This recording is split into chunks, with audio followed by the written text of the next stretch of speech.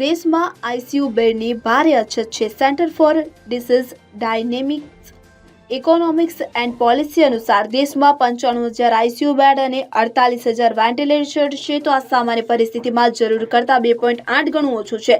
તો દેશમાં હાલના મોટાભાગના આઈસીયુ બેડ ખાનગી હોસ્પિટલો અને મોટા શહેરોમાં છે, જેને કારણે ગરીબ અને ગ્રામ્ય વિસ્તારના લોકોને ભારે મુશ્કેલીનો સામનો કરવો પડે છે. જેથી ભારત સરકાર તરફથી પહેલી વખત દેશના હોસ્પિટલના ઇન્ટેન્સિવ કેર યુનિટ એટલે કે આઈસીયુ વિભાગને લઈને નવી ગાઈડલાઈન જારી કરવામાં આવી છે. દેશમાં 24 ટોપ ડોક્ટરોની પેનલ દ્વારા તૈયાર કરવામાં આવી છે કે જેમાં ઘણી મેડિકલ કન્ડિશન જણાવવામાં આવી છે. તેને ધ્યાને રાખીને દર્દીને આઈસીયુમાં દાખલ કરવાની જરૂર પડે છે. તો આ ગાઈડલાઈન અનુસાર હળવી બેભાનતાની સ્થિતિ કે જેને શ્વસન સહાયની જરૂરિયાત હોય, આ સિવાય ગંભીર બીમારીની સ્થિતિ કે જેમાં સઘન દેખરેખની જરૂર હોય, ઓપરેશન પછી તબિયત બગડવાનો ભય હોય અને તે દર્દીઓ કે જેઓ મોટી ઇન્ટ્રા ઓપરેટિવ જટિલતાઓમાંથી પસાર થઈ રહ્યા હોય, એ જ દર્દીઓ આઈસીયુમાં એડમિટ કરવાની જરૂર હોય છે.